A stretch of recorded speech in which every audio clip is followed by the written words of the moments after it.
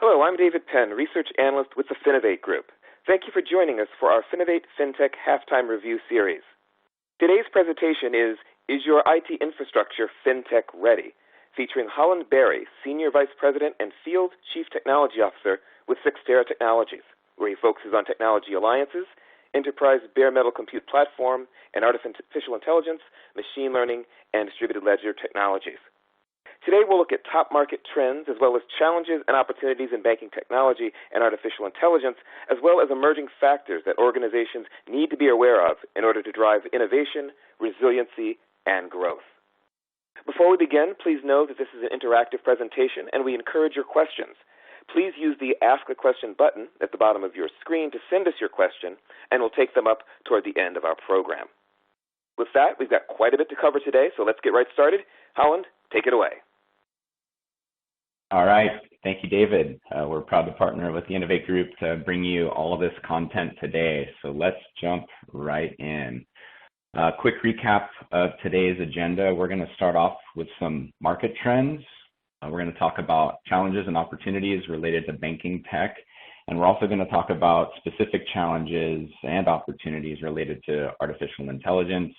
We're going to talk about some platform and connectivity options, and then wrapping up with some emerging factors and opportunities in fintech and banking. All right, so let's kick off with some macro industry trends. So here we're showing where infrastructure is forecasted to be deployed through 2024. This is some great research done by our friends at the 451 Group. No surprise here that enterprises no longer want to be in the data center management business. We can see that reflected here in the contraction of internally deployed racks and moving to some sort of off-premise provider. Probably no surprise as well that we're seeing some increase in rack deployment at cloud and service providers, but you can see here there's an equally interesting trend of rack deployments at multi-tenant data center providers as well. This shows a growing trend of organizations choosing a mix of public and private cloud deployment. This hybrid approach is certainly something that's very close to the team here at Cyxtera, and we're certainly seeing this trend in this industry growing.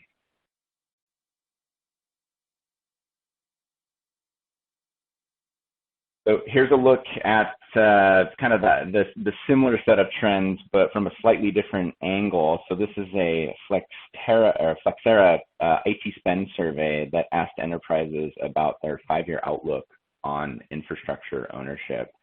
And you can see here a similar trend of contraction related to on-premise data centers from the perspective of overall IT spend. Now, clearly, infrastructure as a service, software as a service, and platform as a service are seeing absolutely no sign of slowing down with adoption, and that's certainly in line with what we're seeing here at Cyxtera as well. And here's some stats on data center consolidation and also data center ownership. As most of you on the call know, managing data centers is a costly and increasingly complicated endeavor.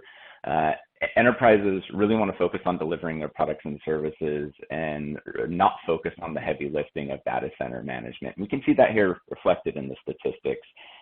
There's a clear trend towards consolidation with 65% of respondents to another Cyxtera survey here reporting plans to decrease their data center footprint.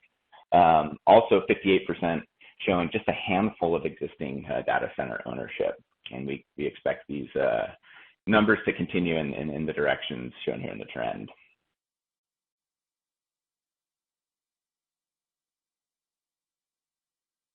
All right, let's talk about workloads moving to and from the cloud. So we recognize that most organizations that we work with are on some sort of a cloud journey, usually operating under a cloud first, or as we are hearing more and more here at Cyxtera, a cloud smart mandate. And we also frequently hear the assumption that cloud first means simply just move everything to public cloud.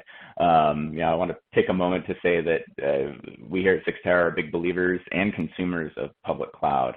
But we also recognize that it isn't the right fit for every application or workload type.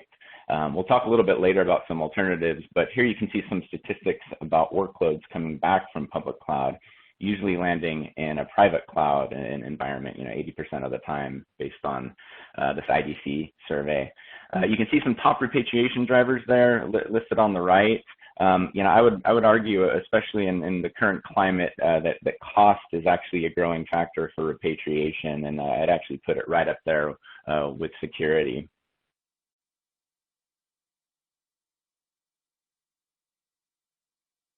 All right, we're going to switch gears here for a second and talk about fintech and AI. AI is arguably one of the biggest trends happening in the industry, and one that comes with some serious implications as you plan out where you're going to have your infrastructure run.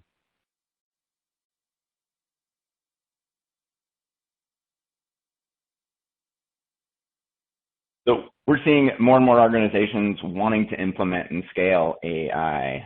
This Accenture study, though, shows a bit of uncertainty from executives about executing on their AI growth plans. So you can see here 84% of the executives that participated in this survey saw AI as posing an existential threat and an opportunity to their future.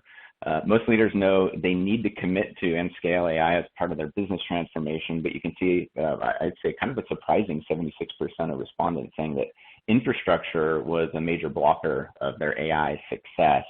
Not shown here is the fact that infrastructure was an even bigger challenge in the poll, even compared with talent acquisition or just general budget. So some pretty interesting numbers there. So anyone out there listening who is on some sort of AI journey, you're not alone if you don't feel like you have all the answers. It's certainly a shared sentiment in the industry.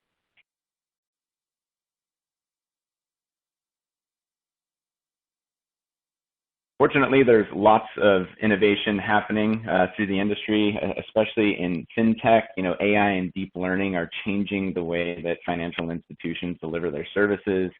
AI, I'd argue, is now one of the top key enabling technologies for financial services companies, including banks and insurance companies, trading platforms, et cetera. And if you're building AI applications, choosing the right platform, from the infrastructure up, is really critical for your ability to compete. Let's jump into a couple here. AI is really one of those things that's top of mind for folks. And right behind that is some of the innovation that's happening at the security level. I'd argue that security at every level of an organization has never been more important. I think we could probably spend an entire webinar on this topic alone.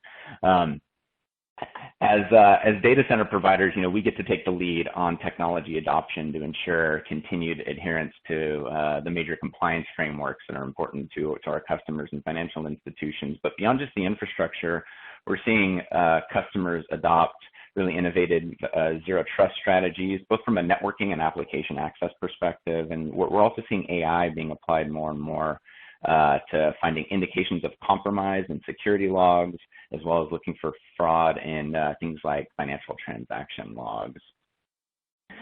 Open banking is a really interesting trend right now. It's creating novel ways to deliver banking services with the brand new revenue models and really giving users tighter control over their data, and also allowing institutions to access markets that either they might not have had access to before, or maybe that were underserved in the past. But like any new platform, open banking has also created a new set of architectural considerations, especially around network connectivity, security, and data locality. And yeah, David Penn, I'd love to have you break in here for a second. Do you have any insights you could share on any of these topics, maybe even specifically around trust and security or open banking? Sure. Well, excuse me. I think you've certainly set the table quite well with regard to both the trust and security issues and the open banking issues. There's quite a lot of things that are going on, both sort of on the technical side of that as well on the social side. There are a lot of innovative technologies that companies are turning toward with regard, for example, with security specifically. Whether it's sort of the back-end things that people are doing to try to protect data in transit, for example. We have companies involved with Finovate that are very much involved in that, as well as the client-facing security issues with biometrics and those sort of authentications. And what's interesting about that in particular are the cross-currents. that at the same time that a lot of these technologies are coming online to, for example, to help with things like security, you're finding a bit of pushback. Boston recently, if I remember correctly, banned the use of facial recognition technology. So you've got some concerns about bias and issues with some of the technology. So at the same time that you have companies sort of rushing to embrace it, but then being nervous about how to embrace it and to scale it, you have these exterior concerns in society as well about just how those technologies are going to be used. And I think that does dovetail with some of the open banking conversation as well. Some of the most interesting things that I've been hearing with regard to open banking, you mentioned some of the networking issues, partnerships certainly. This past week, I believe, it was MasterCard that announced that it was acquiring Finicity, it's one of our Finovate companies, and they explicitly said that this was about open banking, this acquisition that they were making, which I thought was very interesting to hear. But on that note, with regard to open banking, with regard to trust, a concept that Dr. Louise Beaumont has introduced about emergent codes of trust, the idea that while you have a lot of institutions finally sort of getting on board with understanding that you need to treat your customers well, that you need to do the right things, your customer service needs to be on board, there are things that are even more important that are almost overtaking sort of those old-fashioned notions of trust, things like two-way transparency. If I have an issue with your service, do we have to deal with that privately, or is that something that you'll let the rest of the world understand? Hey, here's an issue that we're dealing with one of our customers or a set of our customers. We want to share that problem with everybody, sort of that transparency issue. The issues of obviously with money and data, having that power and that agency. And, of course, as we're discovering both with the COVID crisis, sort of the attempts to deal with it, some of the issues with regard to the racial injustice issues and protests, that people are increasingly expecting companies to have concerns beyond simply the bottom line and the dollar, and how companies can sort of fold those social concerns, those local concerns, into the work they're doing is also something that somewhat interestingly has become part of the conversation around open banking in many respects. Excellent. All great points. Thanks for sharing that. All right, well, we'll finally here, let's touch on compute density, because that's another trend that we're certainly seeing here. So we're specifically seeing a demand for high-performance compute. This is to support applications where microseconds matter. These are for things like trading platforms, analytics platforms, and certainly AI applications. Computing power and related density is growing in parallel with the demands of these platforms. And to balance efficiency and cost, the industry is trending toward architectures that support high-density compute, right? So things that are really taking the most advantage of a data center rack. And that certainly introduces some, just kind of day zero complexities as you're planning your infrastructure. How do I support, 25 kilowatts in a rack, or, even upwards of 30 kilowatts in a rack? We're seeing those designs come right now. So, choosing your partners and really taking to that consideration. A lot of us start from the application level, but that drives requirements down to the infrastructure level, and compute density is something that seems to be top of mind for a lot of the folks that we're seeing innovate, especially in the financial and banking field.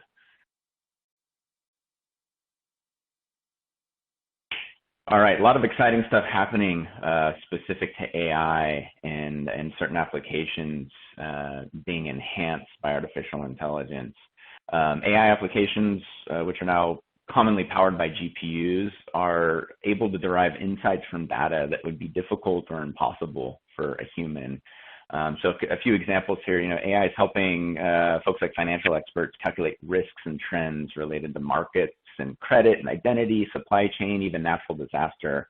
And with the exponential growth of GPU-enabled applications, simulations that used to take weeks or months can now be done in hours. So just opening up a whole world of possibilities that, just even a few years ago were difficult or impossible. As we all know, AI is great at crunching large transactional data sets, and it really greatly increases a security team's ability to detect and quickly remediate fraud. I think somewhere in the neighborhood of 97% of all anti-money laundering cases, as an example, are false positives. You can just imagine how much time and resources it takes up for those fraud prevention professionals. Related to trading, speed, accuracy, and reliability are incredibly critical. I believe AI and GPU-enabled infrastructure applied to trading is going to be simply table stakes to maintain a competitive edge moving forward. And then finally, natural language processing is another area where we're seeing a lot of innovation, and we're all experiencing it too in our daily lives, right? I think almost everyone on the call here probably uses Alexa or Google Assistant or Siri, but companies are augmenting their customer-facing teams as well with conversational AI systems for faster responses, kind of a more customized customer experience. And I personally think it's pretty impressive on how far we've come in this space just in the past few years.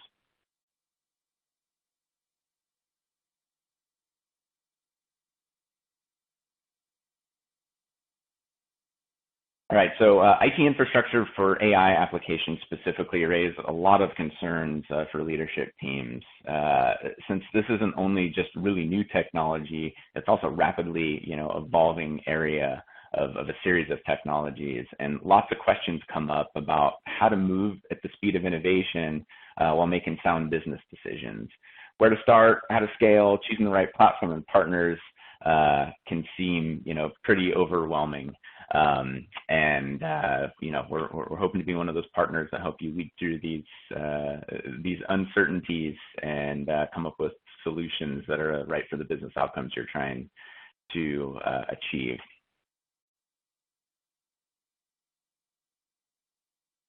All right, so let's start with a case we're making for IT-led AI infrastructure. If you're a CIO or an IT leader, what are some of those things you need to consider with your AI strategy? One thing we strongly believe is IT needs to take the lead on infrastructure. This allows them to shift AI from potentially being somewhere in the shadows in a silo to something that's mission critical and needs to be resourced and centralized as a shared service. This approach has three key benefits. You can see them on the screen here, and it all always comes down to people, process, and platform. From a people perspective, using this approach, you now have the ability to eliminate those silos and bring those valuable experts together, those machine learning experts, those data scientists, so they can share those best practice, and also you centralize your AI talent pipeline. I think we all know that data scientists and machine learning engineers are resources that are ideally shared, and we certainly don't want them working in silos or in the shadow. Also, the process for AI success can now be scaled and repeated, with the sharing of this experience enabling you to accelerate how you go from the ideation phase all the way to POC to production at scale, all along the way, saving costs and allowing a pooled set of shared resources so the rest of the organization can benefit. And then finally, centralization means having the ability to develop and replicate an IT standard that ensures the optimized balance of data center resources across compute, storage, and networking. This also gives you the benefit of making the platform universally accessible. And at the end of the day, democratizing the use and access, to both AI, machine learning, deep learning, the platform and the people and the process across the organization.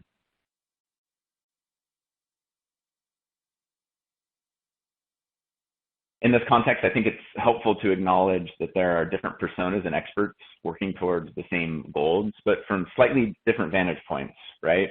So starting with the data scientists, at the end of the day, we really just need to arm them with the fastest path to productive experimentation. What they should not be doing is worrying or wasting time about the underlying infrastructure or platform, which is a pretty common phenomenon. They shouldn't be wrangling code or engineering software, trying to find a usable build or an AI stack. They should not be doing any system integration work or trying to procure compute resources. They just need access to pre-built, pre-optimized AI software that lets them carry on with their creative experimentation. Once they have a model that's proven and ready for production, the infrastructure team, led usually by the data engineering or the AI or ML ops team, need to be able to take over and deliver a data pipeline that supports model development, training at scale, and production inference, to use an industry term. And IT management needs to be able to enable all this with a proven standard for AI infrastructure that eliminates all the design complexity and delivers predictable performance and is easy to scale and is easy to manage. Unfortunately, though, in a lot of organizations, these teams are sort of worlds apart. And ideally, again, we want to bring those data scientists, and let them focus on analyzing data and experimenting with models and then solving the business problems of AI and not worrying about that other set of stuff. So we should let the IT, DevOps, AI, ML ops folks do the rest and work with the infrastructure team on platform and architecture. That is the ideal end state. All right, talk a little bit more about some infrastructure challenges, especially as it relates to AI. We see a lot of organizations doing some pretty remarkable AI work in the total absence of IT involvement. And more often than not, the developers either couldn't find the resources they needed in-house, their data centers weren't up to the task for whatever reason, or the IT teams simply couldn't move fast enough to meet their project deadlines. And with a cloud instance, just a quick credit card swipe away, this has made it super easy for teams to stand up what the industry is now calling shadow AI practices. And the issue here is the business unit teams with access to budget are just going out and procuring platforms outside of IT governance. And this results in a sprawl of shadow AI that's continuing right under IT's view. And in the absence of an AI infrastructure strategy that could be enabling or scaling AI success. So I'd argue that this is a growing problem, and it could be really what's preventing a lot of folks from scaling their potential with their AI practice. I think every CIO that wants to help their company embrace AI needs to lean into this problem, identify shadow AI, and address it proactively, as it's probably happening right here.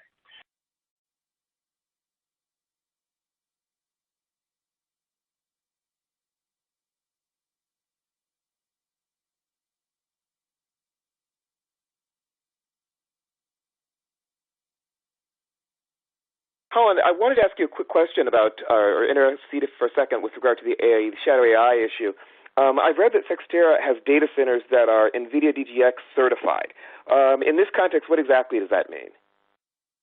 Yeah, absolutely. This goes back to some of the conversation we were having a few slides back on compute density. So NVIDIA created a certification platform or certification process, I should say, for data center providers like Cyxtera that basically says we have all of the environmentals, and when I say environmentals, I mean power and cooling specifically to be able to run their DGX systems.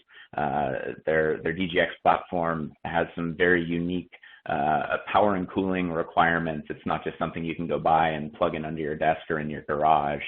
And so we went and certified a handful of our facilities, just kind of showing that if you have an AI initiative, you have high density compute or high performance compute requirements, we have everything that you need to get that infrastructure workload ready. Excellent. Thanks. Yeah, thank you. That's the question.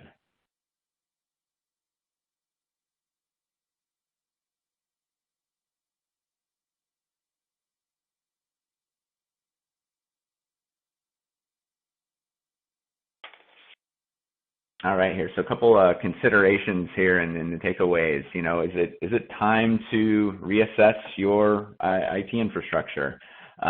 What does it mean to have a cloud first or a cloud smart mandate? Have you really considered all of your options related to your cloud first initiatives? Have you thought about CapEx versus OpEx? There can be an argument to be made either way. Are you working with providers that have the flexibility to have those dollars hit your books in a way that's right for your business? Does your provider have global coverage? How important is time to market, right? Do you need to get spun up maybe with a new application or get presence to market in a short period of time? What are some of the considerations you might think about getting into a new market? And I think credential capabilities are really important too. Things like PCI and SOC and HIPAA, even DGX ready, right? Those some of those considerations you might think about as you're looking to partner with, especially at the infrastructure level. So we're going to take a little live poll here. We'd love to hear from you. What's your time frame, if any, for deploying AI strategy for IT? We'll give everyone a few minutes here to click in their answers. It'll be interesting to see some results.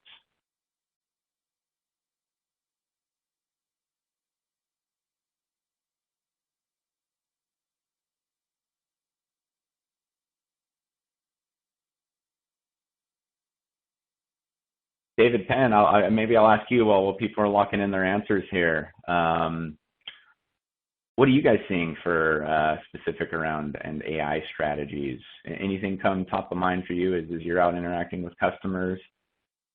I think the point that you mentioned about being able to scale them has been some of the things that's been most critical. Obviously, there's a lot of interest, but as we've listened to some of the folks who've been doing some research on that area, talking with some of the companies, and as Carolyn Durrati has some interesting insights on what companies are trying to do with regard to AI. And to a large degree, it's a place, from what we understand, that a lot of folks know that they need to be there, but the idea of really scaling that, particularly in customer-facing applications, is something I think that still a lot of them are trying to figure out.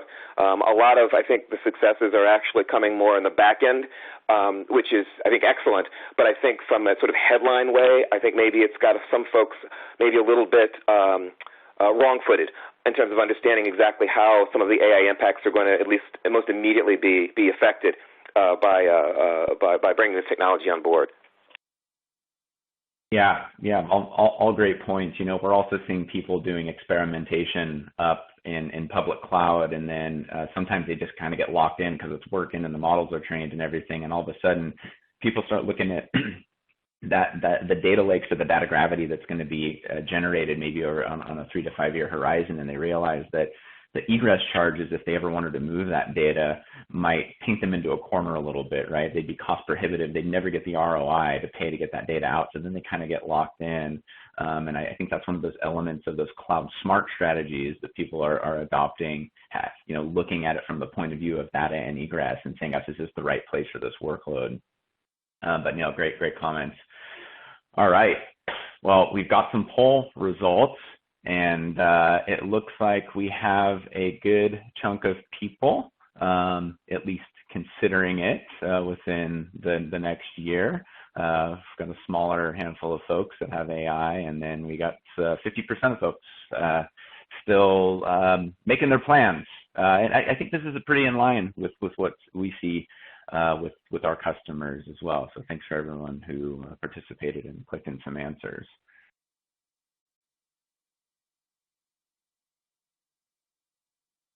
All right, let's talk infrastructure and connectivity here.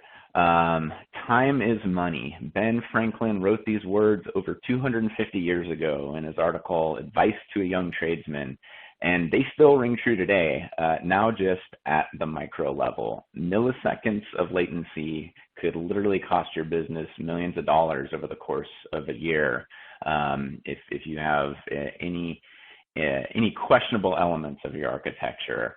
Your connectivity and infrastructure strategy, I'd argue, is an essential part of your business, and we're here to help you turn those milliseconds into currency. Right?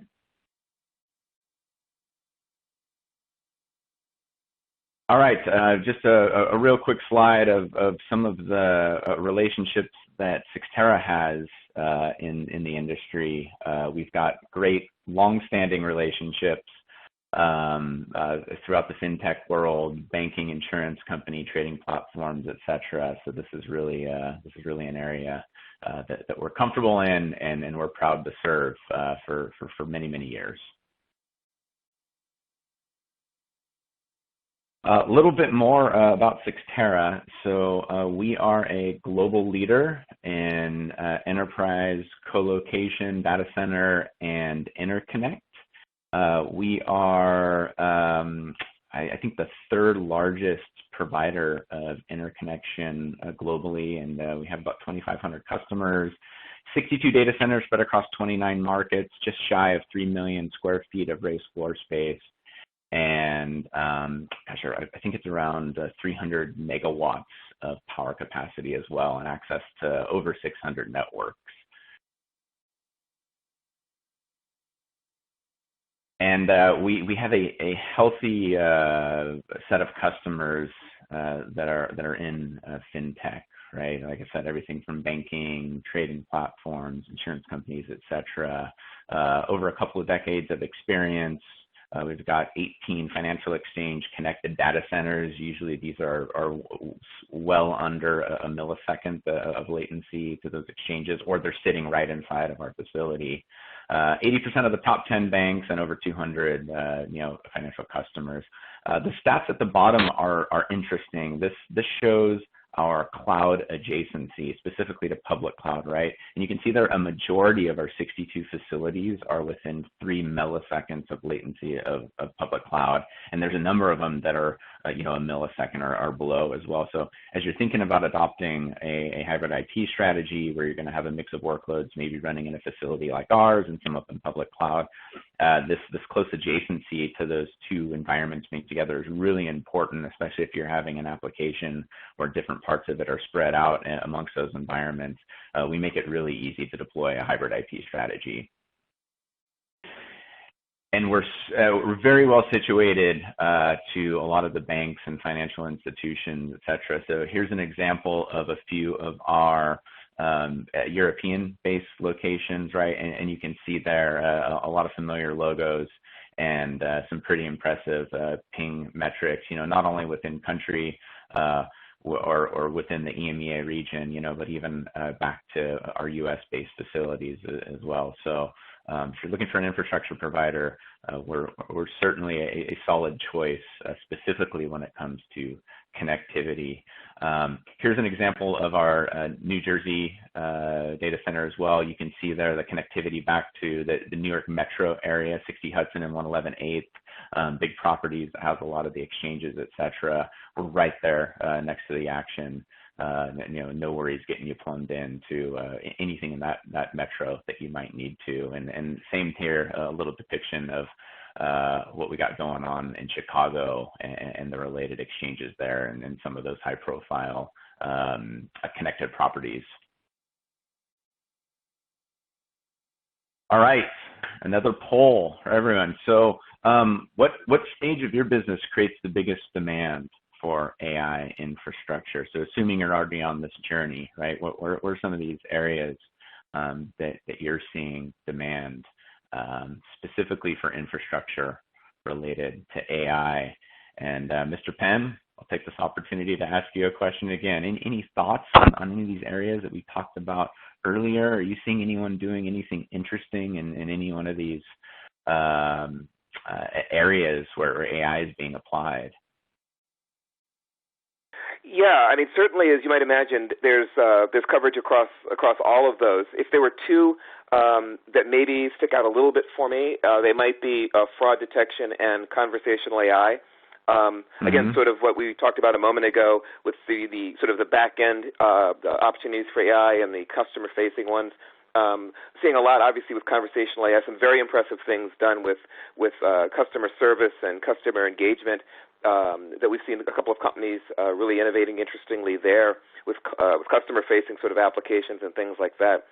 And in fraud detection, certainly. Anomaly detection, for example, again, that signature capacity of AI to just crunch so much data to really spot patterns in behavior.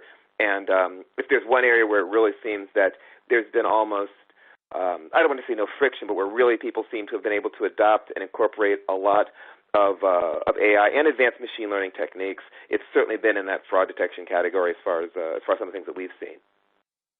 Yeah, I'm personally appreciative of that. I just got an alert from my bank the other day saying that if I allowed the app on the phone to know my location, it would be able to match where I'm actually transacting, with my debit card, right? So if I'm traveling in Europe or maybe on the East Coast or something like that, I don't have to call in the bank now and tell them I'm traveling. The app knows, I've established trust with my phone.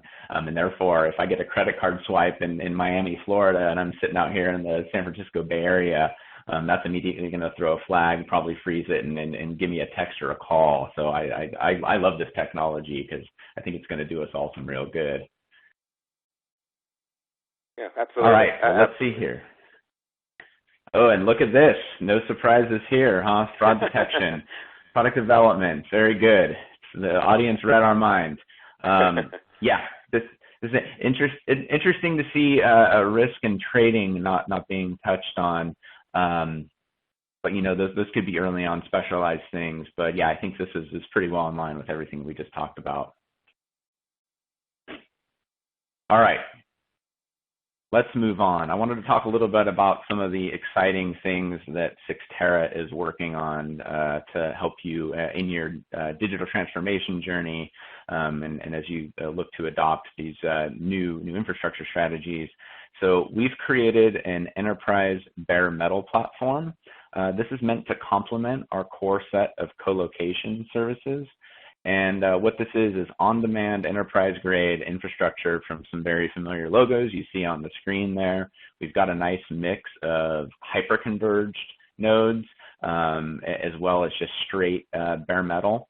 And the whole idea here is that you can provision compute usually within an hour and have access to it. So think about some of the possibilities there. If you're needing to stand up a new SaaS application, needing to get to maybe a new market or something like that, you can leverage this platform to build out a colocation environment without actually having to invest in that typical set of things you would need to set up a colo. So pretty exciting stuff. And another great benefit of a platform like this is it gives you the best of both worlds, and it combines the best attributes of dedicated on-prem infrastructure with some of those great attributes of public cloud.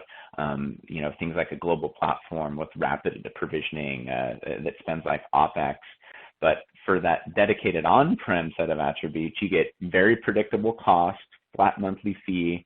We give you full control. And when I say that, we actually give you access to the BIOS and the IPMI. You can log in and change system level settings. Very few bare metal cloud providers allow you that level of access. You get the benefit of dedicated performance, dedicated isolated networking, and there's absolutely no metering. There's no such thing as an egress charge. So for that class of workload that's steady state, mission critical, back-end IT apps, databases, analytics platforms, VDI, things of that nature. This is a fantastic platform, and you can pair it with all of the great things that we do from a colocation and interconnect perspective as well. I'm going to show you a logical overview of the platform here. So foundationally, the platform is powered by an SDN network, and that just allows us to programmatically connect disparate points within our data center. For those networking folks who might be on the phone, this is all layer 2 connectivity. And so, whether you may have non-contiguous cage space with us, maybe you have some infrastructure that sits in 2 different buildings, you might need access to get out to the internet at large, access to an IP transit provider, maybe to a cloud on-ramp or a public cloud. We make stretching those networks and connecting out to those entities really, really simple. This is all done with a web-based ordering portal, and we also have a complementary set of APIs that the portal is built on top of, so you can use your infrastructure automation tools to interact with our platform and do this type of provisioning. And finally, sitting on the platform as well is a series of infrastructure options. We talked about a few of them on the last slide, but we also have an ecosystem of partners that are on the exchange as well. So in addition to the interconnect variety of exchange or ecosystem members, we also have folks doing things like storage and security and networking, things like that. So when you're investing in Cyxtera as a platform, you're not only getting access to core Cyxtera services, but also a really rich ecosystem of partners, so you can build out a really nice co-located kind of on-prem experience. And really, at the end of the day, what we're doing for you is we're allowing you to manage compute and networking capacity through a portal and connecting you out to either public cloud or wide area networks. So really, really dead simple. Let's see here. I want to touch a little bit on our marketplace too. This is kind of where, if you're a customer of ours, you can interact with other businesses that are within our ecosystem, maybe even sitting in the same building right down the hall, right? So if you have any type of infrastructure with us and say you needed a petabyte of storage for a week, you can go to the marketplace, interact with one of our vendors. Zadar is a great example of that. Few clicks and that private networking connectivity is established to the service provider, and you can interact with their service. So this is really the nexus, bringing our customers together to do business with each other. All right, I believe this is our last poll. So I wanted to ask the audience, how often are you reassessing your ecosystem and or service providers? Happening every year, every 6 months, every quarter? Maybe it's been a year or two. Would love to hear from you. And while the poll, folks are answering the poll, I thought it might be a good opportunity to remind everyone that we've got a few questions that have already come in from folks out there listening. It is an interactive presentation, so please, if you have a question for Holland, go ahead, use that Ask a Question button at the bottom of your screen and send it to us. As I mentioned, we do have a few questions that have already come in, and we'd love to answer yours. So feel free to answer your question. If it's relatively broad, that's fine. If it's a technical, in-depth question, then we'll give that one a shot as well. But again, just go ahead and hit that Ask a Question button at the bottom of your screen, send us your question, and we'll take that up here in about 10 minutes or so as we get toward the end of the program.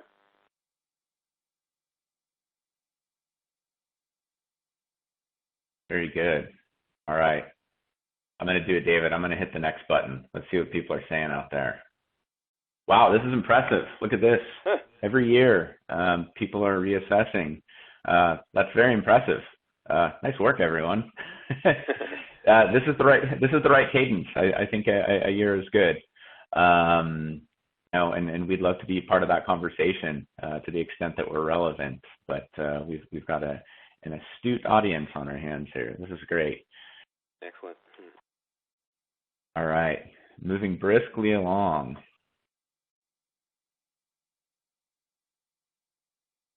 All right, David, we'll get interactive on this one. I think there's a big chance for some money makers, right, in terms of these emerging technologies that we've been talking about. Leveraging AI to build innovative financial products.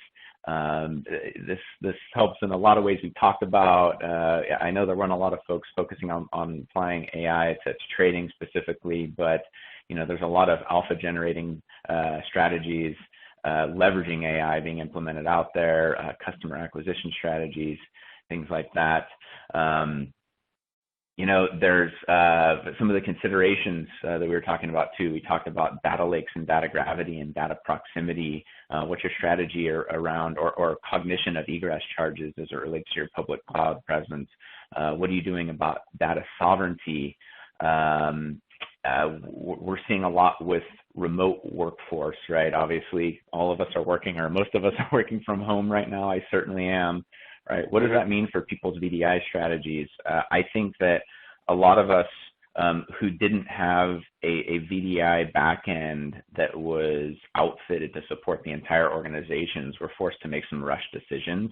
And they might not have been fully compliant with our CISO team's mandates, right? But as we look towards the realities of the future of the headquarter, what does that mean? And this remote worker phenomenon being something that might be permanent, at least for a portion of the workforce, I think we're going to see people being forced into taking the band-aids off of some of those rush decisions they might have had to make a few months ago and implementing a real VDI solution. So what does that mean? And I'm just throwing some stuff out there, David, food for thought here. Any of that ring true for you in this industry? It does, and it's one thing that actually comes to mind that we haven't talked a great deal about, but certainly if you're talking about innovative technologies, you're talking about IT, you're also talking about regulation and compliance. And one of the questions I wanted to ask you at this point was, what were some of the compliance requirements that banks and financial services companies are asking of Cyxtera? Yeah, I think ISO and SOC are table stakes. We also obviously hear a lot about PCI. I'd say those are the top three. We hold a number of certifications, though, even beyond financial and banking. Most of our facilities are aligned with HIPAA. We have two of our facilities. This is a U.S.-based standard, but it's called FedRAMP. And it's basically a federally focused regulatory framework, specific for government institutions here in the U.S. We've got two of our facilities that are certified at impact level high, which is one of the most rigorous compliance exercises that I've ever been witness to, and I've been doing this a long time. So. And one of the benefits of that, regardless of the compliance framework that might be important to your industry, whether it be PCI or ISO or whatever, is a lot of that rigor from a process perspective, from a technology choice perspective, from a redundancy perspective, process, et cetera. We kind of have that flow throughout all of our facilities. So we might have a couple of our facilities that are have isolated networks and have some things that are very specific to that framework. We get a lot of collateral benefit from that rigor around compliance adherence, throughout our footprint. I would believe that. Again, I wanted to let people know we've got about 15 minutes or so left for the program today, so we do have some time for questions. Again, we just got another couple of questions that have come in, so please, if you do have a question for Holland, go ahead and send them to us using the Ask a Question button at the bottom of your screen, and we will try to make sure we get to them before we wrap up. We asked for some technical questions, so we've got at least one of them. Here's one. Let's see. Let me take a scroll down here to make sure I get it. Does Cyxtera have a reliable edge network to support high bandwidth, low latency connectivity into AI and on-demand compute resources? I'm going to say yes, we do. Edge is sort of a hard to define term because it means different things to different people. Edge can be everything from a set of servers that's sitting, embedded into a sidewalk at an intersection that's interacting with the stoplights and the cameras and the pedestrian control systems. It could be a micro edge data center that's sitting at the bottom of a cell tower or in a telco facility. It could be an Amazon availability zone if there happens to be a facility that's close enough to where those eyeballs or those applications are. It could be one of I call our facilities in large part meso data centers, right? So a lot of the times we're actually sitting close to the eyeballs. And so I would say, yes, we facilitate a portion of that edge conversation, but I think there's a spectrum, and there is, just like you need to kind of do that workload appropriateness conversation about what's going to be running in public cloud and maybe what's running in a private data center, whether it's ours or a campus data center, where you run at the edge is very application specific. But this is something that we hear a ton about, and we are certainly well connected to deliver on kind of those edge to core strategies. Excellent. You mentioned just a second ago public and private clouds, and that actually dovetails nicely with a little bit more of a general question that came in that had to do with public and private clouds. And let me go ahead and read that. What is the difference between a public and private cloud? Can't you just ask Amazon or Google to partition off your own dedicated piece of their cloud? Does that then make it private? Sure. It's a private section of their public platform. And so when we say public cloud, we're typically talking about the top 3 or 5. So Amazon, Google, Microsoft Azure, Oracle has their cloud infrastructure as well. And there's a handful of other smaller players, but typically it's those top 3 or 4. And so a private cloud is something that's running, a stack that can produce VMs on demand, can give you a lot of that platform experience that just isn't running up in one of those 3 public providers. So that's the delineation there. And so when you're talking about private cloud, though, there are some benefits that you get that are harder to achieve up in public cloud, specific around control over the infrastructure itself, access to the underlying metal, if that's important to you, your ability to architect your interconnectivity. So with a private cloud, for instance, running at Cyxtera, you have access to an average of 14 network service providers. And so from a network architecture perspective, you could choose to have 3 levels of redundancy built in terms of paths out to the internet. With public cloud providers, you're kind of beholden to how they've architected their network, and I'm sure they've done a wonderful job. But if you need to have super specific type control about connections from whatever that private cloud environment is to somewhere else on the internet or somewhere else in the world, you are, beholden again to the public cloud's choice of how they've architected their network. So, there's pricing benefits, cost predictability benefits. There's a lot private cloud has going for it. But again, you start with the business outcomes you're trying to achieve, and I really feel like both are the answer. I think I set it up at the top of the call. Even Cyxtera, we're a data center provider. We could easily run every single workload we wanted to in a private cloud environment in our data centers. But we choose to run a certain class of workload up in public cloud. It just makes sense, right? If I need to do a 10,000 VM scale test for one of our software development teams, I don't want to have that idle infrastructure sitting by, for that week's worth of activity. I want to go to Azure, AWS, or Google and spin those things up and spin them down. It's more cost effective.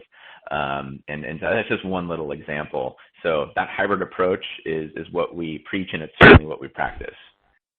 Excellent. That was a very, very good explanation of that, because I've certainly heard quite a bit of debates, and sometimes the debates between advocates of private clouds and public clouds have gotten a little spicy.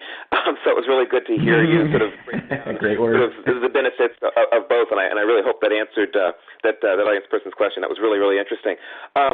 Here's another one I thought also that I think might really lead to some interesting conversation that just came in, and this is what do you see as the key aspects of an inefficient IT infrastructure? Yeah, gosh. Well, I think one specifically would be idle capital, right?